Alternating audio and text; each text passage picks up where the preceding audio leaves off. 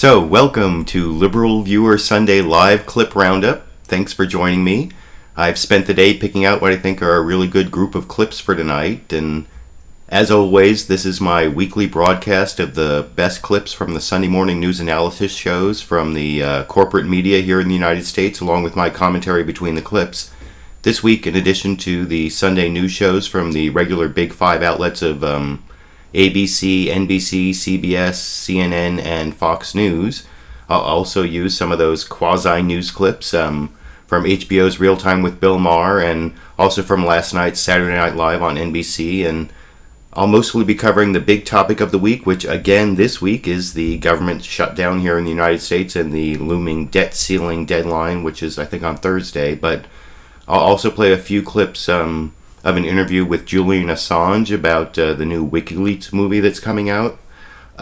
But starting with the government shutdown, I wanted to show you a fairly nonpartisan clip from last night's Saturday Night Live opener that ridiculed the government shutdown with a parody of the big new movie Gravity that you can see in this clip. We're flying blind, Houston.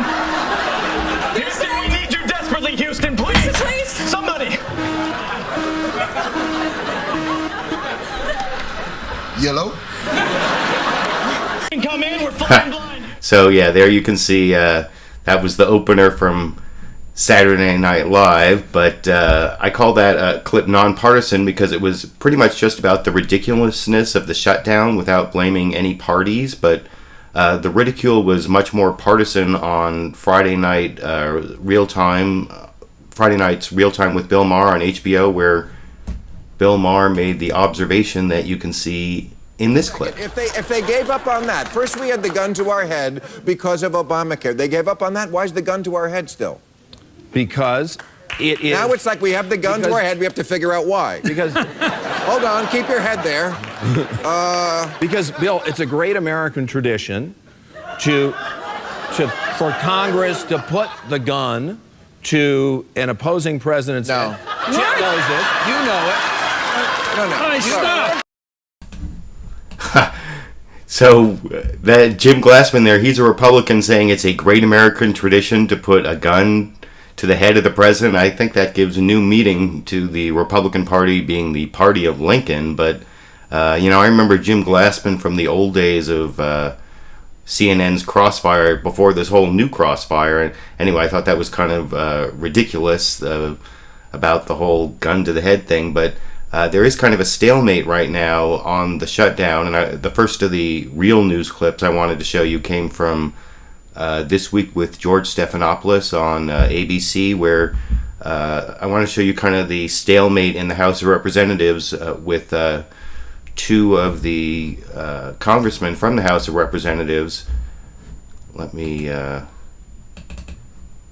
So it's the two congressmen are Raul Labrador from, I think he's from Idaho, and then Keith Ellison, who's a Muslim member of Congress, Democrat from Michigan, I believe. And here they are showing how the stalemate in Congress is going between the two parties in this clip. Strange, and we're 4 days away from breaching the debt ceiling. We gave the president a pretty good offer. The offer was that we would actually extend the debt ceiling without any requirements for 6 weeks. And so we can continue negotiations on the debt, and then we can continue also negotiations on the continuing resolution, the actual budgeting, the actual spending bill that we need to do. And I don't see why the president is not accepting that, why he's not working with us. I think it's been very difficult to work with him. He wouldn't even come to the table to negotiate, and now that he's coming to the table, he rejected 2 offers. I thought the House offer was a pretty reasonable one, and I'm surprised that he also rejected the Senate offer. Well, I mean, it's very simple. We can negotiate and talk all we want to after we reopen the government. As a matter of fact, we can open the government and have any kind of discussions they want over anything they want. But we've got to reopen the government and we've got to pay America's debts.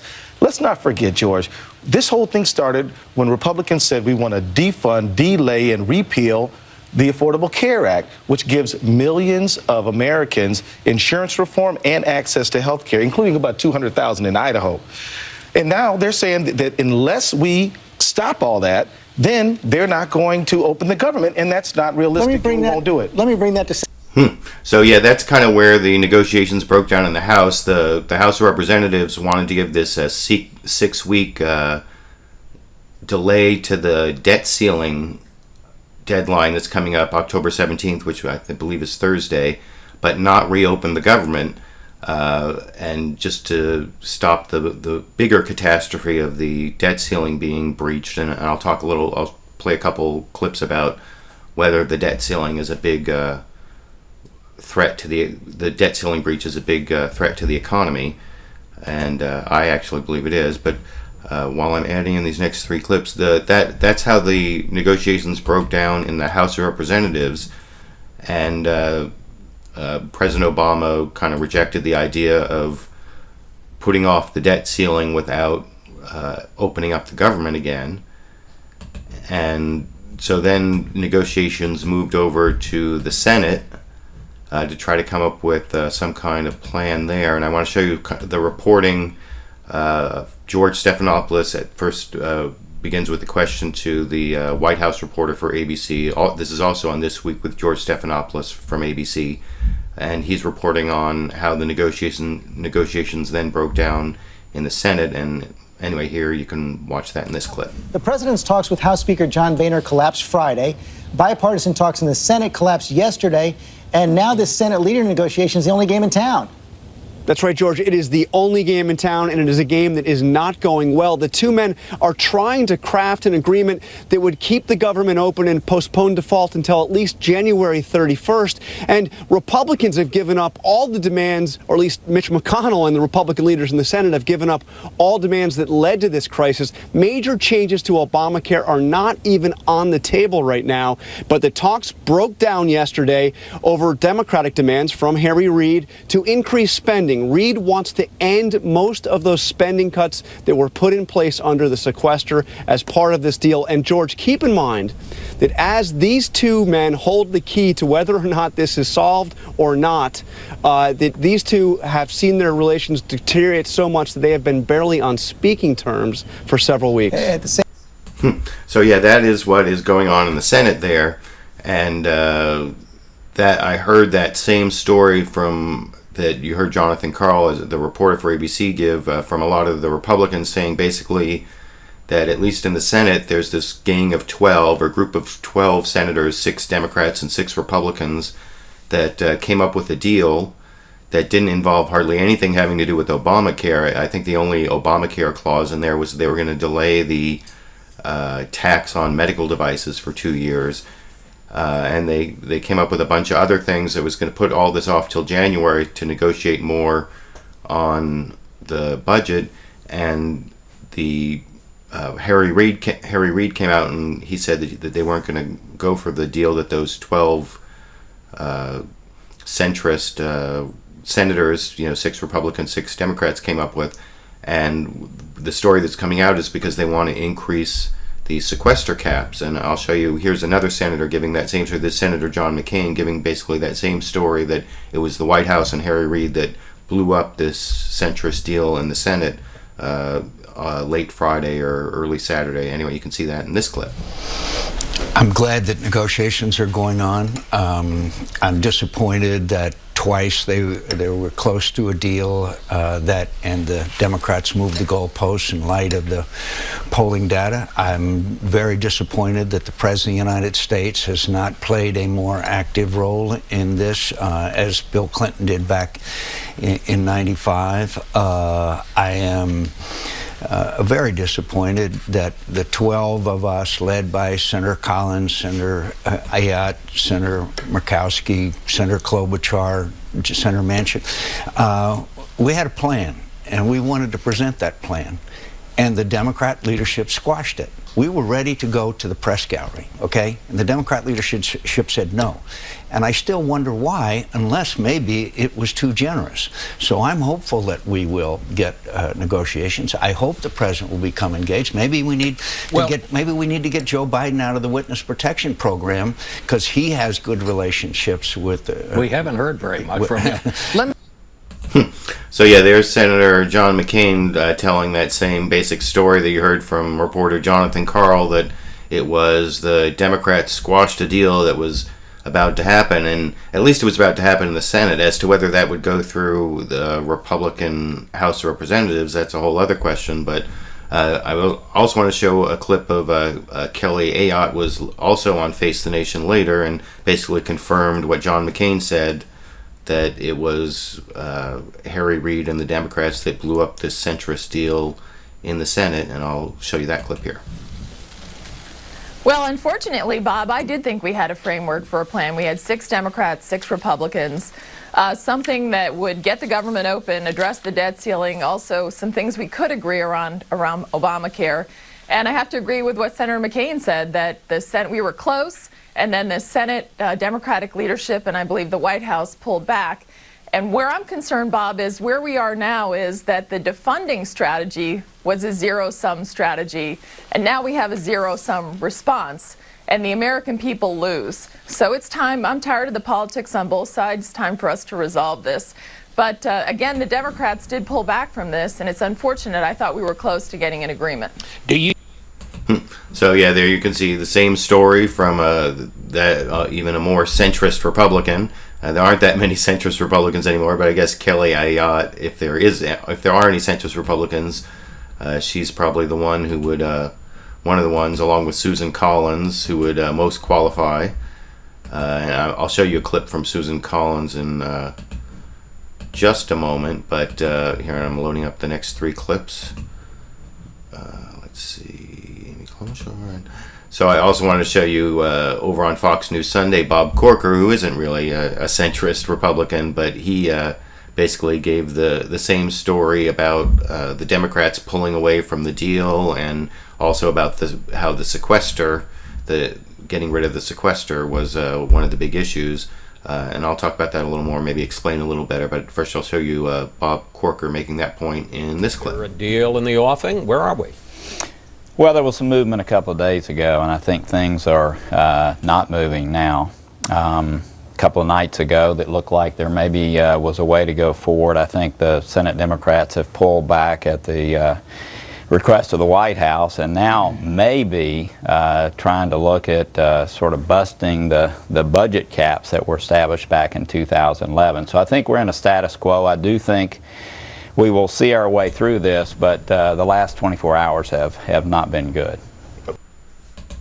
So yeah, there you can see Republican Senator Bob Corker basically telling the same story, that there was a deal at least in the Senate, and then it was blown up because Harry Reid and President Obama wanted to try to extract more concessions from the Republicans on the sequester caps.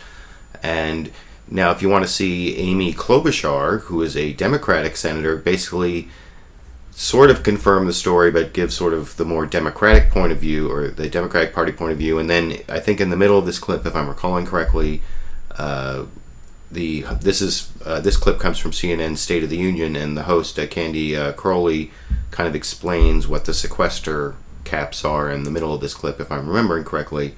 And you can see that here. Why did Senator Reid just reject the Collins Plus, which you had been working on or talking about in her office? Why did he just reject it out of hand? Well, I see this plan as a positive framework going forward, and we need that right now. I think you see the fact that Senator Reid, Senator McConnell are now talking, and we've gotten to a stage where some of the demands that we've heard from House Republicans to put ideological things on the budget and shut the government down if they didn't defund Obamacare, if they didn't get something on birth control, that's behind us now. And I think the plan and the work that we're doing is positive. I think what Senator Reid meant is that he wasn't going to accept every little detail of it, but I think he knows that there are some positive things in that plan that are very good. For instance, we are talking about opening the government again and doing it in a smart time frame. We're talking about not having a default on our debt and being actually able to pay our bills again. We're talking about doing something in the long term on the budget, something this country has cried out for. A balanced approach is what I'd like to see, with some spending cuts, but also revenue and doing some smart things. I think that's what we need to do as a country, and I see this with a lot of women leading the way, positive, and I think the fact that these guys are now negotiating is positive for the country. And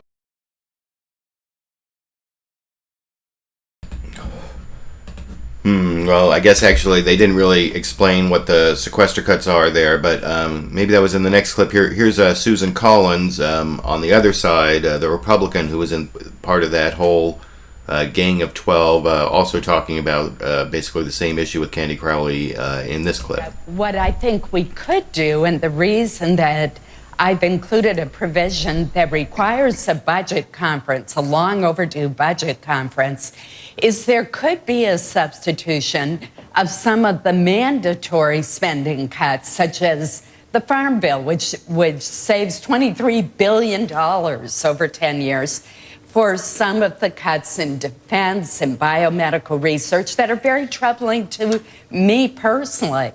Have you? I guess I kind of cut out the clip where Candy Crowley explains what the sequester is, but and I'm sure a lot of my viewers understand what the sequester is. But what the issue is that back in the last time they got close to the debt ceiling, they came up with this deal where there were going to be these automatic cuts in both defense spending and discretionary domestic spending that were supposedly so draconian that both sides would never let them happen. And they would only happen if this super committee of centrist senators and congressmen didn't come up with a budget deal, sort of like a grand bargain that would cut long-term entitlements but also raise some revenues. And that's both sides giving in because, the Democrats don't like to cut entitlements and the Republicans don't like to raise revenues, which, raise taxes. At least that's the rhetoric of their parties.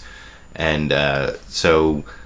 because the super committee never came up with any kind of deal, the sequester cuts went into effect, and there's some more sequester cuts that are supposed to go into effect next January, and that's kind of what is getting put into this whole bargain. Whether there are going to be any changes to those like automatic sequester cuts that everyone thought were so draconian they should never happen.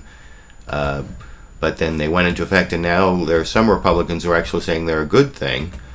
There was a clip actually of a Republican saying that I did not take for the show today. But that seems to be the big sticking point now, is whether these sequester spending cuts are going to be removed or changed in any way. And you heard Susan Collins there talk about a way that maybe that the Farm Bill that the Senate passed that cuts the deficit, and even the immigration bill that they passed cuts the deficit, and how those might be used to substitute for some of the cuts in the sequester. And anyway, here's a quote over from Meet the Press of Senator Dick Durbin, also talking about the sequester as a sticking point in the negotiations, and I'll show you that clip here. The sticking points, whether or not we will sit down at a budget conference finally and start hammering them out, what will be the spending level for this fiscal year, the rest of the year, yeah. Whether there will be a sequester cut come the first 15 days of the new year, the new calendar year. Those are the basic elements that I think we need to work on. Yeah, so that's Dick Durbin, and then also over on Face the Nation, you can see Senator Chuck Schumer, who's one of the leaders in the Senate, explaining in more detail how this sequester I was just explaining could be undone. Over in this clip. What does that mean? That's one of the sticking points. Look, neither Democrats nor Republicans like the sequester. One of the strongest voices against it has been Senator McCain, correctly, because of what it would do to defense, which he defends so dearly. The dispute has been how to undo sequester. Republicans want to do it with entitlement cuts. In other words, take entitlement cuts and then put that money into undoing at least part of sequester. Democrats want to do it with a mix of mandatory cuts, some entitlement, and revenues. And so how do you overcome that dilemma? We're not going to overcome it in the next day or two. But if we were to open up the government for a period of time that concluded before the sequester took place, which is January 15th, we could have a whole bunch of discussions, and I am more optimistic than most we could come to an agreement. That was one place where the House Republicans and the President were not, total loggerheads, and a lot of it depends on how you define revenues and how you define entitlement cuts. So the plan would be open up the government immediately for a period of time before the sequester hits, and then have serious discussions where we might be able to undo the sequester. I'm optimistic that could work. So there's Senator Chuck Schumer of New York, one of the leaders in the Senate, saying he's optimistic that as part of these negotiations, undoing the sequester could be part of that. But if you look at Senator Rand Paul, one of the Tea Party leaders, and he may not represent the Senate so much as some of the more conservative members of the House of Representatives, along with Ted Cruz, and you can see him talk about what he thinks about undoing the sequester caps, talking to Candy Crowley, CNN State of the Union, in this clip. You know, I think compromise is in the eyes of the beholder. I'm willing to compromise. We've offered 13 compromises this week to open the government. The Democrats have rejected each one of them. To me, there's a big picture problem. We have a $17 trillion debt. We're borrowing more than $1 million every minute. So we do have to address that. I think the one thing I cannot accept, and the one thing that I think is really not even a compromise at all, is the Democrats want to exceed the sequester caps, these things that we put into law to restrain spending already. And it's funny, they're all about Obamacare being the law of the land, but so's the sequester. The sequester is the law of the land, and if we exceed that, it's a real big step in the wrong direction. And just for our viewers, the sequester are forced budget cuts that unless there is some agreement on Capitol Hill about spending, they go into place, and the next round is expected to go into place in January. So now... Yeah, and to clarify... Go ahead. And to clarify what the sequester cuts are, they're a cut in the rate of increase of spending, because over 10 years, even with the sequester, government will grow. It goes down for a year or two, but over 10 years it grows. If we get rid of that, it's a terrible step in the wrong direction, but it's also a different position, because the Democrats were saying, oh, we want a clean CR, we want a spending bill with no riders. Now they want a spending bill that increases spending and dramatically will increase the debt. It's a non-starter. And So yeah, there you can see Senator Rand Paul saying that at least for that faction of the Republican Party, increasing the sequester caps is a non-starter. It's not going to happen. And by the way, I guess that's the clip that I had where Candy Crowley explains what the sequester caps are. So, and that the next one's going to affect in January. And so there is definitely that faction of the Republican Party that doesn't seem like they're going to be interested at all in renegotiating the sequester. But even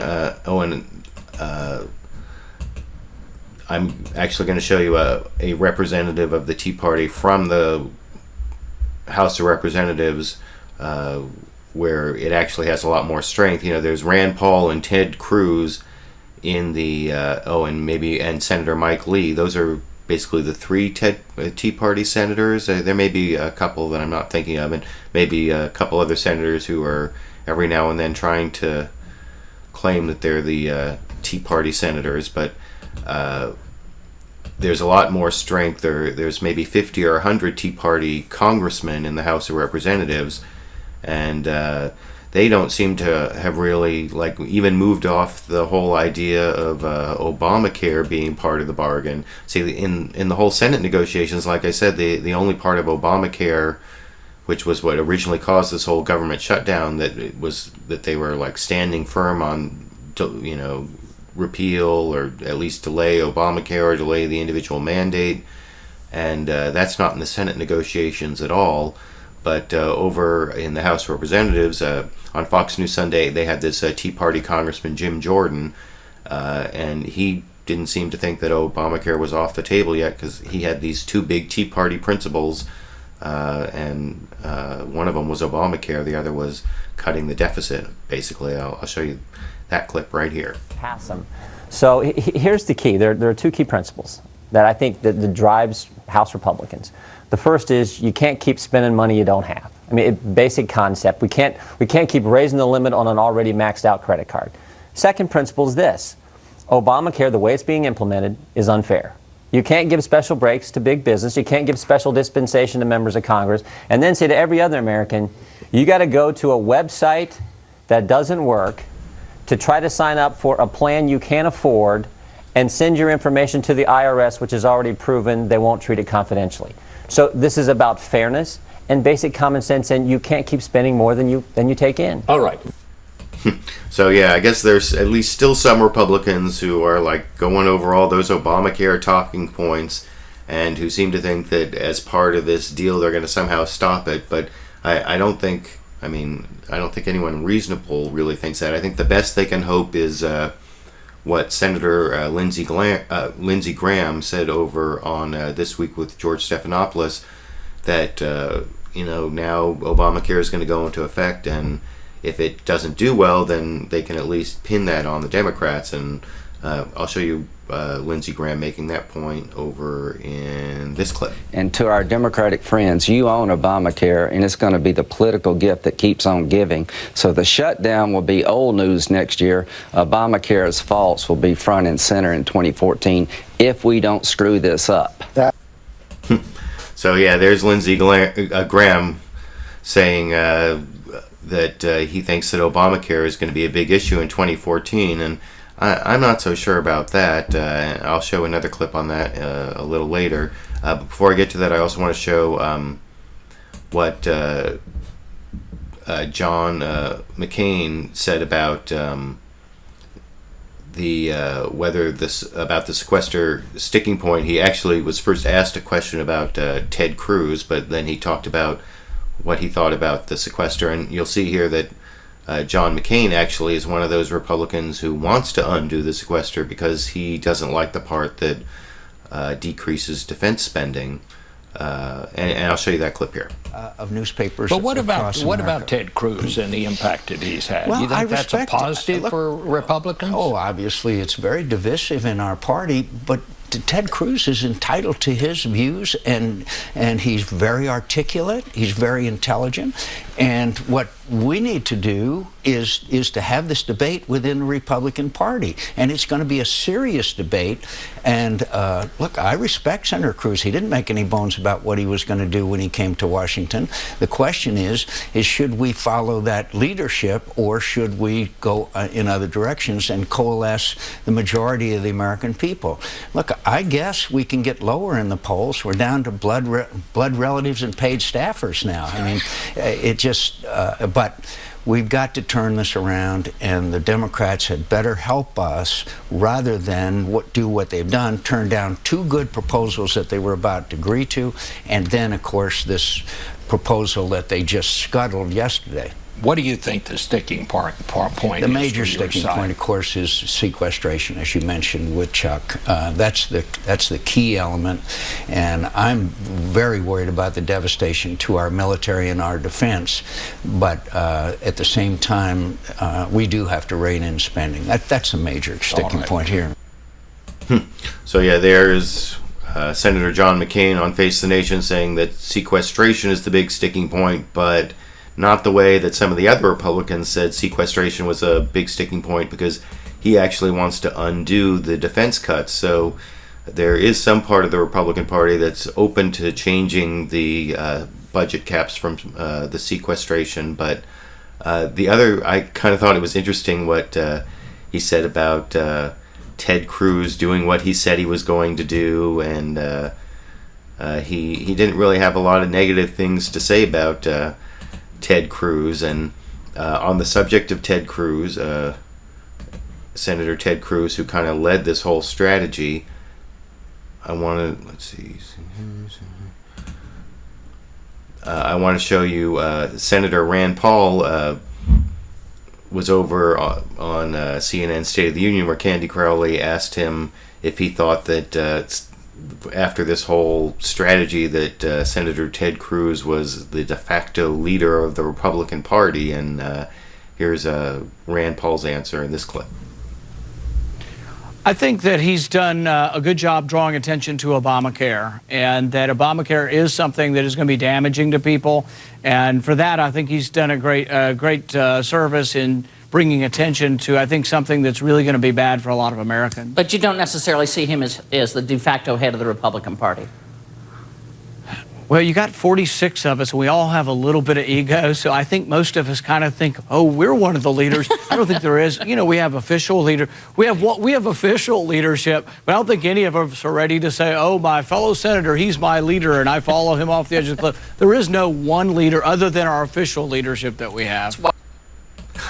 I guess that's one of the more honest things I've seen Senator Rand Paul say about the egos of the senators and not wanting to give leadership to others. But I think what Senator John McCain said earlier about Ted Cruz being divisive is also true, and it's not just divisive between Republicans and Democrats. There was an interesting poll result that I saw Chuck Todd and David Gregory talking about over on NBC's Meet the Press about how Senator Ted Cruz has actually really divided the Republican Party between the Tea Party and the non-Tea Party. I don't know what you call the non-Tea Party, maybe the establishment or the moderates. But anyway, I'll show you that poll result and brief discussion over in this clip. Senate. Let's talk about Ted Cruz. And I want to use him as an example here because in our poll, one part that hasn't been covered is how divided the Republican Party is. They really are in two camps. There's half of the Republican Party identifies with the Tea Party, half identifies with the non-Tea Party. And you see here the split. Ted Cruz, enormously popular with the Tea Party. But look at this. He's got a net negative rating with non-Tea Party Republicans. Right. And this is the divide that we're seeing play out right now. And how about Chris Christie, who... Yeah, so that's a big divide in the Republican Party. And the other thing that is kind of scary about the Tea Party wing of the Republican Party with this whole debt ceiling default possibility coming up is that there are some people who are kind of in denial about whether the debt ceiling default thing is a bad outcome. And I showed you some clips on that on my LiberalViewer Sunday clip roundup last Sunday.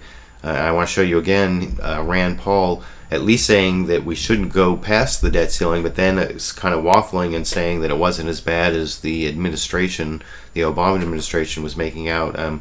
Responding to Candy Crowley on CNN State of the Union, talking about how Secretary of the Treasury Jack Lew had said that it would be bad, and here's how Rand Paul responded in this clip. I think it's not a good idea to go through the debt ceiling deadline. I think we should go ahead and have an agreement in advance. That being said, though, I think it's also irresponsible for the president, who, when he was a senator, actually voted not to raise the debt ceiling. It's irresponsible for him to scare people. He should be the opposite. The leader of the country should be soothing the markets and saying, we will always pay the interest on our debt, and we do have plenty of revenue. We bring in $250 billion a month, and we have $20 billion in interest payment. There's absolutely no reason ever to default, and a good leader would be saying, we will never default. Would a good senator be saying we will never default? Absolutely, and I'm trying to be that. We should never default. We should never miss a payment, but people have to realize that not raising the debt ceiling means you have to balance your budget. It doesn't mean you default, and people are conflating these two, and they're not the same thing. So that is a really nasty argument from Senator Rand Paul there, because what he's saying is that as long as we pay, and the argument I showed some Republicans making last week is we bring in $200 billion a month, and our interest payments on our debt are $20 billion a month. So we have more than enough money to pay the interest on our debt. So technically we are not defaulting on our debt as long as we make our interest payment. But the thing is, we don't have enough money if we don't raise the debt ceiling to pay all the bills that we've promised to pay. And that is also a default on the full faith and credit of the United States. And just because we pay the $20 billion interest and we don't default on the debt we owe bondholders doesn't mean that there isn't going to be a big negative outcome for the U.S. economy and for even the world economy. And that's actually, I want to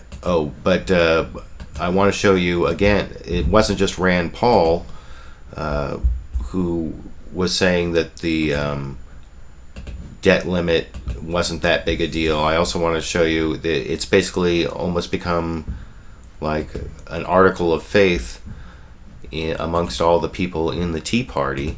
There was a Tea Party Republican congressman, his name is Tim Huelkamp, over on CBS's Face the Nation, and he basically made this same argument you heard from Rand Paul, even in more stark terms, as you can see over in this clip. Well, he said a lot of things a week ago. I think clearly the White House is trying to scare the markets. I think that's unfortunate. But at the end of the day, the reality is October 17th is a date that will not have a major impact unless the White House is able to create concern about that. But the real concern is not raising the debt ceiling, Bob. It's as Senator Obama said in 2006, it's an idea, it's the result of failed leadership. They're spending too much money in Washington, and this idea that we're going to continue to maintain a $700 billion deficit, that's the current position of the Senate and the President, is to continue these massive deficits. I mean, the frustration I have, and I think most Americans have, is not only the games, but more importantly, the ignorance of the major problem, a $17 trillion debt. $1 trillion worth of deficits every year for the first 4 years of this administration, another $700 billion. That's why during the debt ceiling proposal last week was to say, hey, let's talk about entitlements. Let's talk about how we can get our spending under control, not in the short term, not this week, this year, but in the next decade. And that's why the House Republicans are pushing for a plan to balance the budget in 10 years. And Obamacare cannot be part of that plan because it blows a huge hole in our deficits. I think we'll So yeah, that last part is totally untrue. The thing is that Obamacare actually saves money in the budget.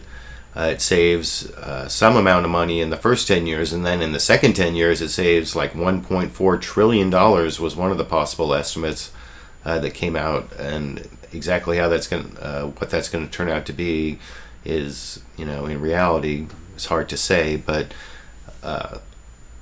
the whole point of Obamacare is to get health costs under control, which is one of the big drivers of the budget deficit of the United States in the out years.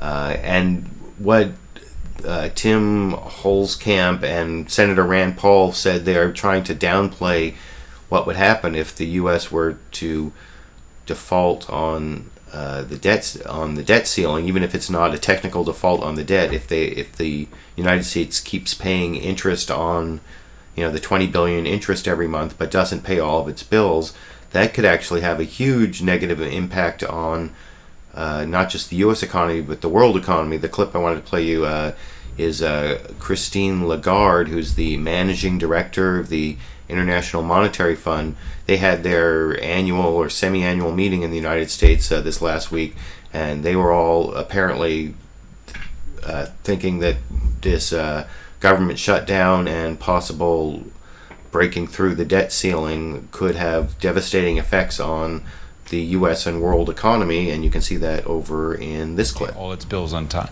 Do you remember 2008, the beginning of the Great Recession?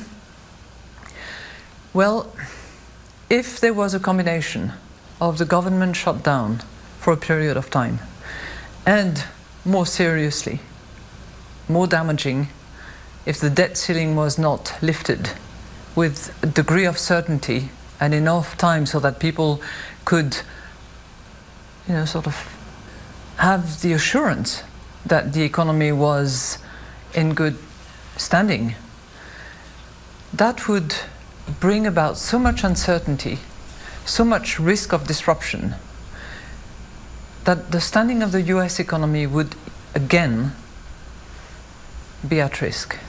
That some of the obligations that the first economy in the world has would not be respected.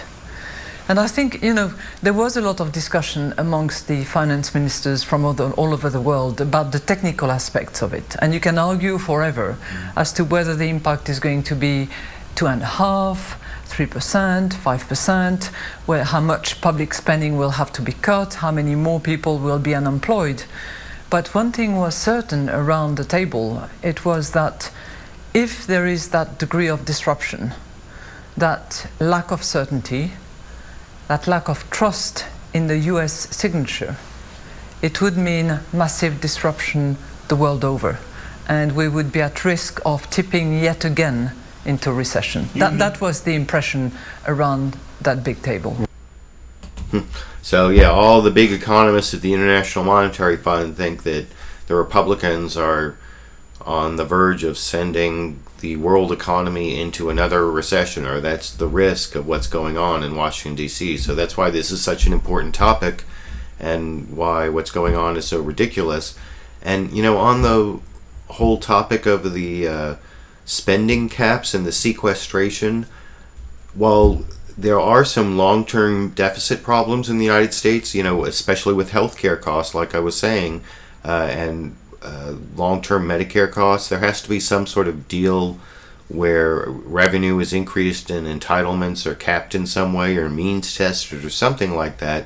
But in the short term, with the fragile recovery, end of the recession, whatever you want to call it, still going on, I made a video a while back about how right-wing austerity programs have shown not actually to work very well, and what you need in this period in an economic recovery is not to have such a tight rein on spending, even if you want to come up with some long-term deal that gets rid of the problem of the long-term deficits in Medicare and healthcare costs, like I was just saying. And the managing director of the International Monetary Fund, Christine Lagard, also kind of talked about those two different types of spending, the hurry up and wait, I think she called it. Anyway, I'll show you that clip over here.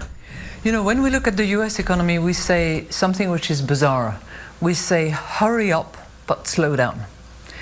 Hurry up because measures have to be taken now to deal with entitlement, as you suggested, because there is a lot of entitlement coming up and big liabilities coming up as well in terms of interest payment. But we say slow down because the point is not to contract the economy by slashing spending brutally now as recovery is picking up. So the pace of consolidation has to be sensible in order to protect that growth which is generating job and which is helping in all sorts of ways. But hurry up to deal with entitlement that will come up and haunt you in a few years' time. So it's a balanced approach. Quickly. So yeah, I think that is an important point. That's one of the reasons I'm glad that this whole sequestration issue has come up in the negotiations. I heard a lot of Republicans saying it was overreach, but the whole austerity problem, that's one of the things that's really hurting the U.S. economy. I heard a lot of Republicans say they were standing up against Obamacare because Obamacare was hurting our economy, but there's not a lot of evidence for that. But there is a lot of evidence that the whole sequestration and austerity programs that Republicans have kind of insisted on and seem to think is now a good thing, that is hurting the economy. So I wanted to play that clip because that is not something I see a lot, and certainly not from the right wing. And one of the interesting clips I want to play you, and I'm just adding in the next three clips here real quick. Over on Fox News Sunday, I saw a brief moment of truth. Juan Williams, who isn't even all that liberal these days anymore, but he was over there to give like a brief moment of truth as like the one slightly liberal person on a panel full of right-wingers. I guess there's sort of a centrist former Democratic senator on that panel too. But he was talking about how the Republicans are in a bubble, and even a media bubble. He didn't say Fox News, which I guess that would have been going too far on Fox News to say that. But I want to show you how he tried to make the argument that Republicans are being irrational because of their media bubble and their being in these like enclosures or being in like the South and very white and non-diverse, both ethnically and ideologically. Well, and then there was this bizarre response from former Bush administration spokesperson Dana Perino that anyway, you can see it all in this clip. I'm supposed to go here. I think the problem is that you get people into office who say, when I'm talking to them, they say, I was elected. I was sent to Washington to fight Obamacare. I was sent to Washington to shake up the status quo. And I think you were sent to Washington to govern, to represent the interest of the American people, not some small sector. And right now in the Republican Party, the base of the party is in the South, overwhelmingly white, and very, very, very conservative. And all they do is live in a very small bubble, including a media bubble, and talk to each other. And they are confirmed. And then you get Heritage and you get Freedom Works and all That's these. not true in the state I'm telling you, legislatures. it isn't. It just is not And you don't healthy. think that's It's true not of Democrat. you don't think that's true of Democrats? No, to some extent it is. But at the moment, as you witness from what's going on here, there are people inside the Democratic Party who say we need a deal. We need to get something done. And we don't see that But right Juan, now coming the from Democrats- the heart and soul of the Republican Party. Juan, the Democrats and the liberals live in the biggest mainstream media bubble ever created in the history of the universe. So yeah, I guess maybe if Democrats live in the biggest bubble in the history of the universe, that may be the universe itself, reality. That's the bubble that Democrats live in, or I don't know, maybe my bias is showing, but I think that the mainstream media has its biases towards, sensationalism and towards superficiality and towards like making a false two-sidedness to some issues. Like, if we're going to talk about the people who say the earth is round, we have to bring on the people who say the earth is flat. That's one of the media biases. But the mainstream media doesn't have like a bias against reality in the same way that you see on Fox News and right-wing talk radio. So I thought that was kind of an amusing clip. And speaking of amusing clips, I also want to show sort of the result of this bubble that some Republicans seem to live in is what Bill Maher talked about in his new rules at the end. His big new rule at the end, the final new rule had to do with Antonin Scalia's interview where he talked about believing in the devil. And how that was sort of representative of sort of the know-nothing Tea Party right-wingers. And then at the end, Bill Maher made this point of how it is hurts your cause if you actually believe in the devil, and that evil is like a person incarnate. And you can see that clip here. Here's the problem with believing the devil exists. It means you see the world divided into teams of good and evil, and suspect the wily one maybe on the side of them. And when you start seeing compromising with your opponents as a compromise with evil, well, there's your Tea Party. All right, that's our show. We'll be checking. So yeah, the Tea Party is people who believe in the devil and see their opponents as the devil, and that's why there's not going to be any compromise. And by the way, speaking of the Tea Party, that compromise that the Obama administration supposedly rejected from the House of Representatives was for a 6-week delay in violating the debt ceiling or increasing the debt ceiling for 6 weeks, but not opening up the government. And the other thing about that is that it puts the whole thing right around Thanksgiving, which is a big spending season here in the United States. That Thanksgiving to Christmas period is when a huge amount of retail spending goes on, and so to put economic uncertainty right in the Thanksgiving period, that's kind of a stupid idea. And so I want to show you one more Bill Maher clip talking about the ridiculousness of the 6-week extension idea over in this clip. But really, what a silly proposal. 6 weeks, which, this would push the debt ceiling issue to right at Thanksgiving. Just what people want to deal with at Thanksgiving. Although, Republican Thanksgiving is a little different. Before eating, they go around the table and everybody says what they're hateful for.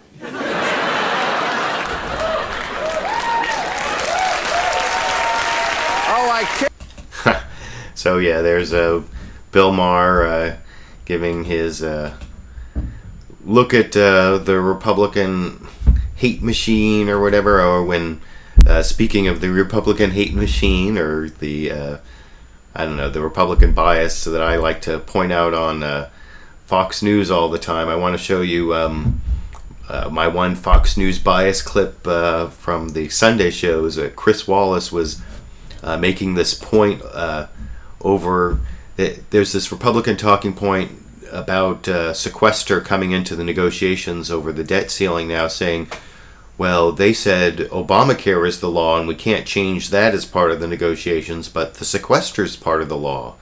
So why can't we change that? Or why is it okay to change that as part of the negotiations? And of course, what's ridiculous about that talking point is that Obamacare is a program that was, put into law and is just going into effect to try to give health insurance to people, while the sequester was supposedly this draconian penalty that was so bad that it was never going to go into effect if we could put in some other kind of spending cuts.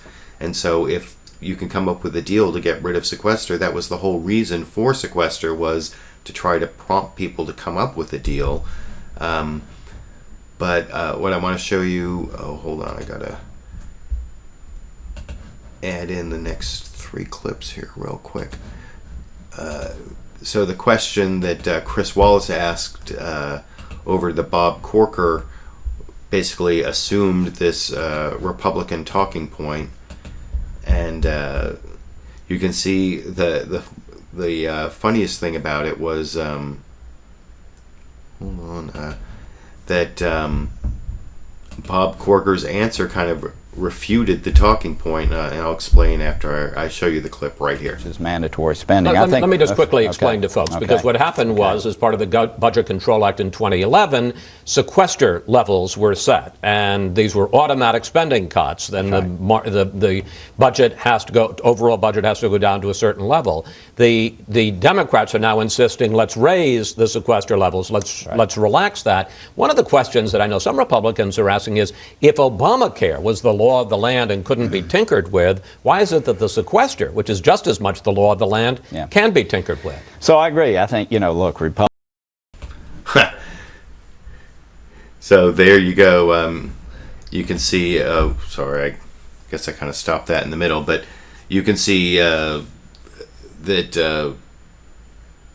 Senator Bob Corker definitely agrees with the question that he was being asked. I guess I cut it off before he kind of showed why it was didn't even make any sense. But the thing is, I kind of explained before why it didn't make sense, because there's a difference between Obamacare, which is a program that hasn't gone into effect, and the sequester, which is a penalty that was meant to be undone. But anyway, I want to show that how Chris Wallace at least put the Republican talking point in his question. And on the subject of Fox News bias, before I get to my last few clips, I want to show you from the Julian Assange interview on about the new WikiLeaks movie and a couple other subjects. For those who haven't seen it, my latest video, my edited, produced video I made earlier this week, was on this satirical news story from a satirical news website that got picked up as a true story on Fox News. Here, this is the thumbnail for that video, and if you're watching this as a recorded show and not a live show, I'll put a link in here where you can click.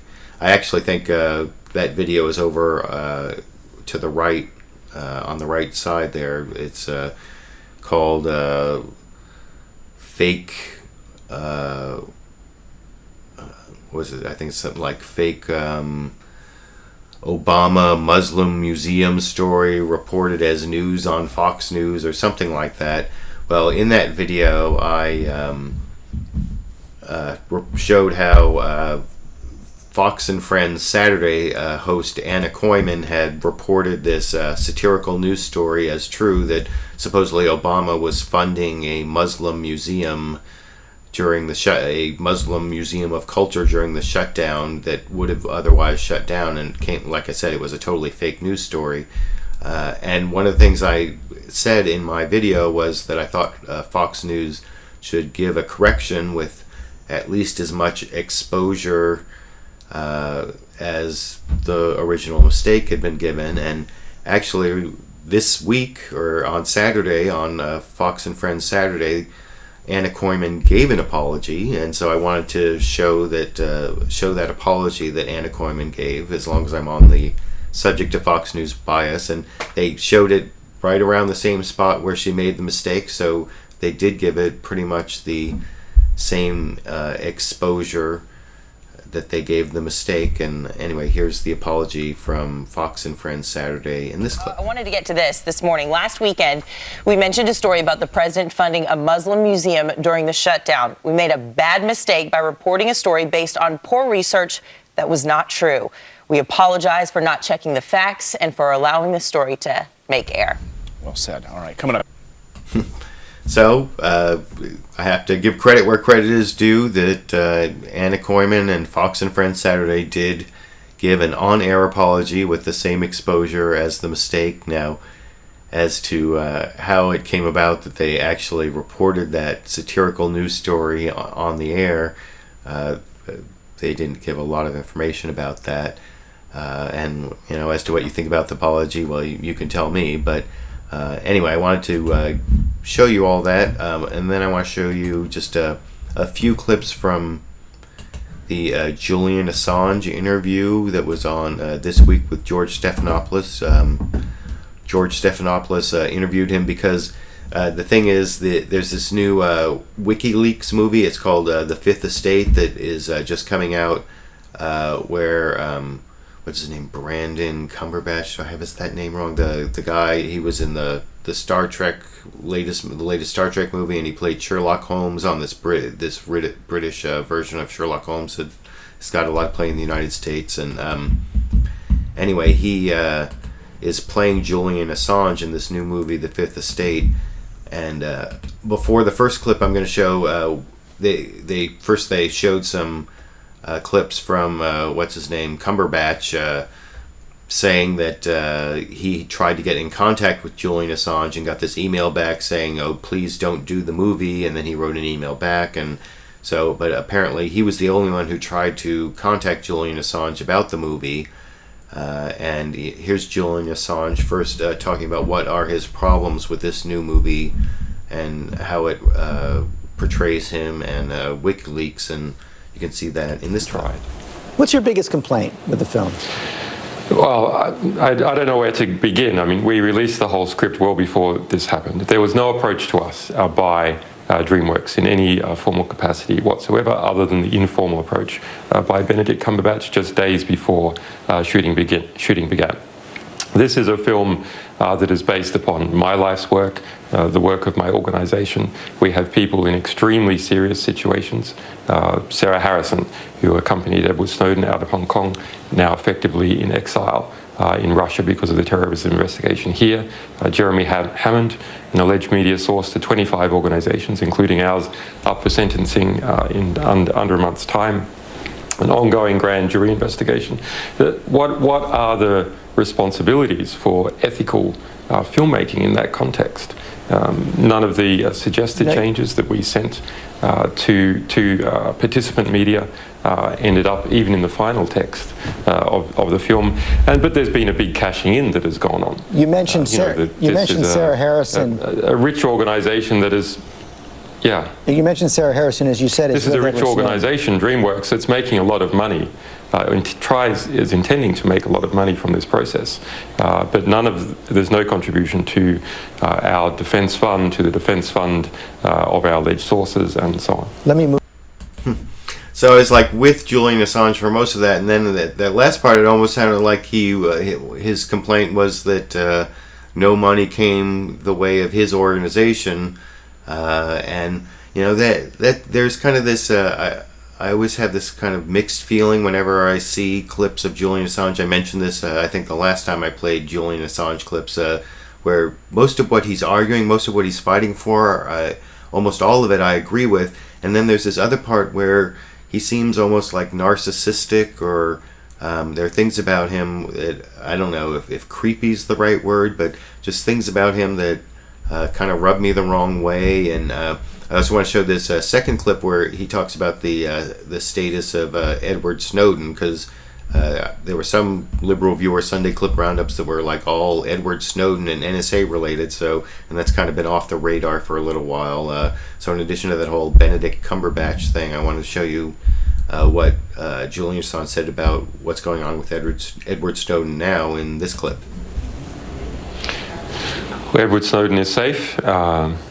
We, through a lot of work, in particularly by Sarah Harrison, managed to gain him asylum in Russia after our attempts to gain him asylum in South America were thwarted in a very bizarre manner by the State Department by denying by cancelling his passport while he was in Moscow. So he's safe. He's working to educate people, the journalists involved in these disclosures, as to what is going on. He very rightly received that award from former NSA, CIA, FBI, and DOJ whistleblowers, an award for integrity. It's a serious matter. It's a threat to US democracy and to democracy more broadly in the West, to have a surveillance apparatus on every single person that would have been the dream of East Germany. Yet at the same See, now there, everything he said I definitely agree with, and I really am interested in that kind of informational update. And then there's one final clip I want to show you where Julian Assange talks about what is the current state of Western democracy, and he says a lot of things that I agree with regarding, I've answered some questions in the past about whether we're living in a police state or a totalitarian state, and the answer is no, but there's some apparatus, and there's some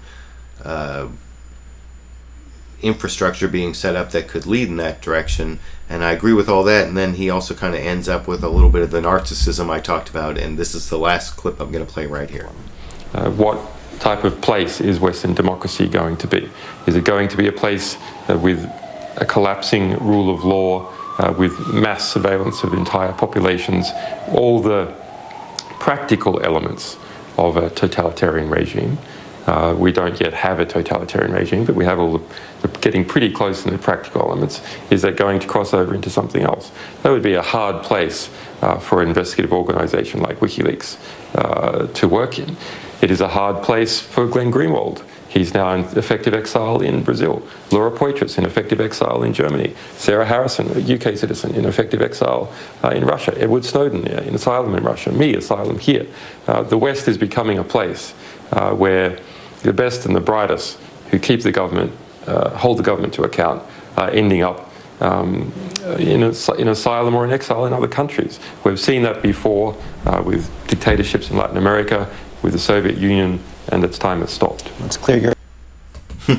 So yeah, again, with most of what he's saying there, I agreed all the way up to when he started calling himself the best and the brightest, and then, I don't know, he seemed to be, he's like a swell guy and all, but I don't know. Anyway, so those are the clips. I think I showed you 29 clips today, so I hope you enjoyed the clips that I picked out from the Sunday morning news shows and from HBO's Real Time with Bill Maher, and then that one at the beginning from Saturday Night Live. I have a few minutes here to look through the comments. I see I seem to have let me see, I got almost 150 people watching, so that's nice to see, and a whole bunch of comments posted. I'm going to see if I can find some good on-topic comments, which by on-topic I mean that address the topic of the clips I played. So let me kind of scroll back here down towards the bottom. Let's see.